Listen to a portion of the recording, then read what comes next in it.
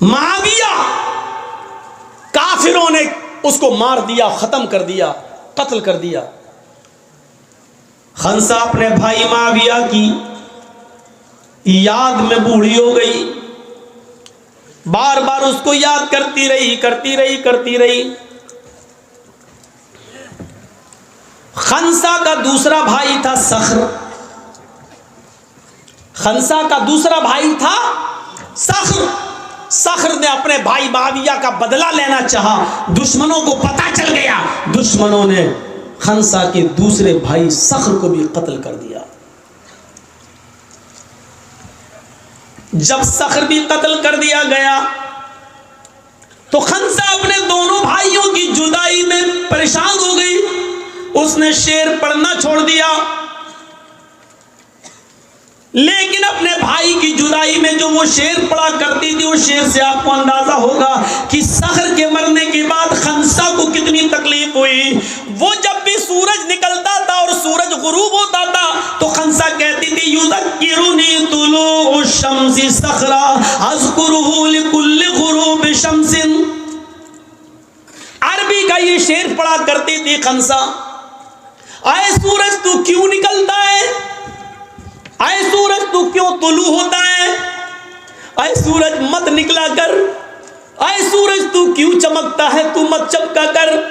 युज़क्किरुनी तुलू शम्सी सखरा, आए सूरज जब भी तू निकलता है तो मुझे मेरे भाई सख्र की याद दिला देता है, मुझे सख्र की याद आ जाती है। और जब सूरज डूब जाता है, रात आ जाती है, तो खंसा कहती है, अस्कुरुहु लिकुल्लि गुरूबि शम्सिन, आए रात तू क्यों आती है, आए सूरज तू क्यों गुरूब होता है, आए सूरज तू क्यों छिप जाता है, आए अंधेरा तू क्यों आता है, आए रात तू क्यों आती है। जब भी तू आती है और मैं बिस्तर पर जब सोने जाती हूं तो मुझे सख्र की याद आती है।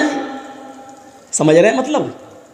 यानी कोई दिन ऐसा नहीं जाता कि सूरज निकला हो और मैंने अपने भाई सख्र को याद न किया हो, और कोई रात ऐसी नहीं कि जब मैं बिस्तर पे सोने जाती हूँ तो मुझे मेरे भाई सख्र की याद ना आती हो। ये खंसा का वो हाल है जब वो इस्लाम नहीं लाई थी, अभी काफिर थी, अपने भाई की जुदाई में इतना रोती थी कि सुबह भी रोती थी और शाम को भी रोती थी, सूरज निकलता था तब भी याद करती थी, और रात को जब बिस्तर पे सोने जाती थी तब भी याद करती थी। लेकिन यही खंसा सन 8 हिजरी में इस्लाम लाती है और सन 16 हिजरी में जंगे कादिसिया होती है। हजरत उमर फारूक की जिंदगी में जंगे कादिसिया होती है। तो यही खंसा जो कभी अपने बेटों, जो कभी अपने भाइयों को भूल नहीं सकी थी हालत कुफ्र में 8 हिजरी से पहले, लेकिन जब 8 हिजरी के बाद इस्लाम लाई तो ईमान लाने के बाद इसके अंदर क्या ताकत आई शायद आपको नहीं मालूम। सुनो उसके अंदर क्या ताकत आई। वो खंसा जो इस्लाम से पहले इतनी कमजोर थी कि सूरज निकलता था तो कहती है क्यों निकलता है, मुझे सख्र की याद दिला देता है। रात आती है तो कहती है क्यों आती है रात, मुझे सख्र की याद आ जाती है। यानी मुझे न दिन में चैन न रात में सुकून, मुझे मेरे भाई की याद आती है। लेकिन जब ईमान लाती है 8 हिजरी में और 16 हिजरी में जब जंगे कादिसिया होती है तो अपने 4 बेटों से कहती है, बेटो हाय हाय हाय, डीजे बजाने वालों सुनो, कैरम बोर्ड खेलने वालों सुनो, और 250-300 आदमियों की बारात लेकर, चोरों डकैतों को लेकर, लड़की वालों के घर छापे मारने वालों सुनो, होगे तुम चौधरी अपने घर में रहो, होगे तुम मुखिया अपने घर के, होगे तुम सरदार अपने गांव के, ये नौटंकी अपने घर में रखना, होंगे तुम एमएलए, होंगे तुम एमपी, हमारी नजर में ये सब नौटंकियां अपने घरों में रखना। हम यहां तुम्हारी नौटंकी सुनने नहीं आए, यहां हम इस्लाम सुनाने आए हैं, और इसमें मौलवी जर्जीस भी लपेटे में आ सकता है, मौलवी भी लपेटे में आते हैं। इस्लाम वो मज़हब है जो किसी को नहीं छोड़ता। तब्बत यदा अबी लहब, अरे नबी के चचा को नहीं छोड़ा तो हम और आप क्या हैं। जो गलत है वो गलत है, जो भी हो।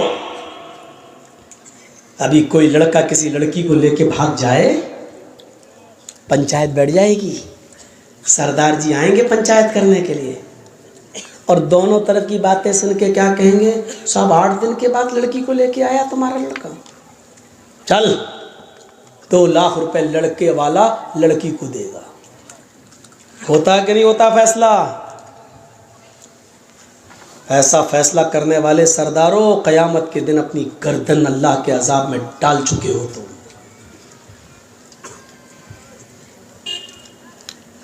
लड़का भागा तो लड़की भी तो भागी थी। फैसला करते हो लड़का देगा पैसा, लड़के का बाप देगा पैसा लड़की के बाप को। शर्म नहीं आती फैसला करने में तुम्हें? किस कानून के तहत तुमने ये फैसला किया है? ठीक है, मुजरिम है तो दोनों मुजरिम है ना। अगर लड़का भगा कर ले गया है तुम्हारी बेटी को, तो तुम्हारी बेटी ने भी तो भाग कर कसूर किया है। जबरदस्ती घर से खींच के तो नहीं ले गया था वो। तूने भी तो मोबाइल दिया था अपनी बेटी को, व्हाट्सएप पे बात हुई होगी, कलियाचक चौरंगी में मिलेंगे, चलो आ जाना। वहां से भागी होगी तुम्हारी बेटी, और फैसला तुम क्या करते हो साहब? लड़की की इज्जत दागदार कर दी है, अब कौन करेगा इससे शादी? अरे करे चाहे भाड़ में जाए, तुम्हें फिक्र क्यों हो रही है साहब? लड़के से करो। लड़का कहता हम नहीं करेंगे। क्यों? का ये तो और 10 के साथ चक्कर चलता है इसका, तो नहीं करना है तो तुम लेके गए थे, इसकी इज्जत दांव पे लगी, करो, नहीं तो 4 लाख रुपया दो, 5 लाख रुपया दो, 2 लाख रुपया दो। लड़के का बाप भी सोचता है 2 लाख रुपए दे के छुटकारा पालो। ये फैसला तुम करते हो, जबकि फैसला ये होना चाहिए कि अगर दोनों शादीशुदा हैं तो दोनों को पत्थरों से मार मार के ख़त्म कर दो।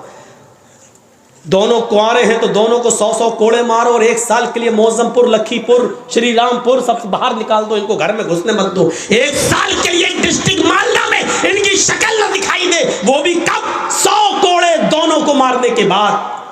फिर 1 साल के लिए दोनों को शहर से बाहर निकालो। जिनकी सजा ये होनी चाहिए, उनकी सजा आप क्या दे रहे हैं? लड़के वाला 2 लाख रुपए देगा। भाई तेरे बाप का कानून चल रहा है यहाँ। कुरान कहता है लड़का लड़की भागने में और जिनाकारी में लड़की का रोल नंबर 1 होता है, लड़के का रोल 2 नंबर पे होता है। गलती लड़की की तरफ से ज्यादा होती है, ये कुरान कह रहा है। सजा लड़की के बाप को मिलनी चाहिए, लड़की को मिलनी चाहिए, सजा आप लड़के को दे रहे हैं आप। कुरान ये कहता है कि जिनाकारी में, बदकारी में, लड़के को बहलाने में, फुसलाने में, लड़के को भगाने में लड़की का रोल अहम होता है। अज़्ज़ानियतु वज़्ज़ानी फजलिदू कुल्ल वाहिदिम मिनहुमा मियता जल्दा। अल्लाह ने पहले ज़ानिया औरत का नाम लिया, लड़की का नाम लिया। जिना करने वाली लड़की बदचलन, लड़की बदचलन लड़का, गलत काम करने वाली लड़की, गलत काम करने वाला लड़का। अभी तक तुम्हारा कैमरा सेट नहीं हुआ भाई? इतनी देर में तो लड़की सेट हो जाती है आज के माहौल के हिसाब से। अब ये वो लोग सुनने आए हैं, बताइए तो आप, ये लोग सिर्फ अपना चैनल चलाने आए हैं, कमाने आए हैं। हवा निकाल दिया? चाचा तुम मत उठना, यहीं बैठे रहना, पूरी तकलीफ सुनना आज। अगर गए तो हम चाची से शिकायत कर देंगे आपकी, इसमें भी भलाई है। सुनिए मेरे भाइयों, बड़ी अच्छी बात बता रहा हूँ। लड़की की तरफ से गलत काम के लिए उकसाया जाता पहले। सरदार लोगों, आपको कुरान की रोशनी में मैं मशवरा दे रहा हूँ, कोई सरदार हमारा मुखालिफ नहीं है। जितनी इज्जत, सच है, हकीकत है, मेरी पूरे हिंदुस्तान में प्रोग्राम होते हैं, बाहर भी गया हूँ, अभी कोरोना के चक्कर में नहीं जा पा रहा हूँ। अल्हम्दुलिल्लाह अक्सर मुल्कों में मैं जा ही चुका हूँ, कंट्रीज़ में। लेकिन ये भी कहता हूँ मैं डंके की चोट पर कि जो प्यार, जो मोहब्बत, जो इज़्ज़त बंगाल वालों ने मुझे दी है, यकीनन वो मुझे न तो यूपी में मिली, न पूरे हिंदुस्तान में कहीं और मिली। ये भी मैं इस बात का इकरार करता हूँ। लेकिन इसका ये मतलब नहीं है कि अब आप इस तारीफ में फूल जाएं, साहब हम बड़ी इज्जत करते हैं। हमसे लोग पूछते हैं कि बंगाल वाले कैसे समझ जाते हैं तुम्हारी बात। हैदराबाद में लोगों ने पूछा, यूपी में पूछा, हर जगह लोगों ने पूछा। हमने कहा जितना बंगाल वाले समझते हैं उतना तो कोई समझता ही नहीं है। यूपी में मैं कह रहा हूं कहां तुमको वोट डालना चाहिए, कोई समझ ही नहीं रहा। बंगाल में मैंने एक इशारा किया, पूरे बंगाल ने वही ठोक दिया जहां मैं चाहता था। मैंने कहा जितना बंगाल वाले मेरी बात मानते हैं और समझते हैं, उतना तो पूरे हिंदुस्तान में कोई नहीं समझता। लोग, अरे लोग तो पूरे हिंदुस्तान में आप चले जाइए, हमको उस पर वो इतनी वायरल हुई वीडियो कि लोग बंगाल का मुख्यमंत्री हम ही को समझते हैं। हे मौलाना बंगाल, वो अरे मौलाना साहब आप, अरे कितने लोग तो हमसे कहने लगे मौलाना एक काम है मेरा बंगाल में करवा दो। मैंने कहा मैं कैसे करवा दूं यार, पहले मुझे अपना तो काम कर लेने दो। हमसे कहने लगे मौलाना मेरा काम करवा दो, मेरा एक बंगाल में ये काम है वो काम है। यानी लोग हमको बंगाल के बारे में पता नहीं क्या तसव्वुर करने लगे, ये हाल हो गई। और जब मैं बंगाल में प्रोग्राम करने आता हूं तो मेरे अब्बू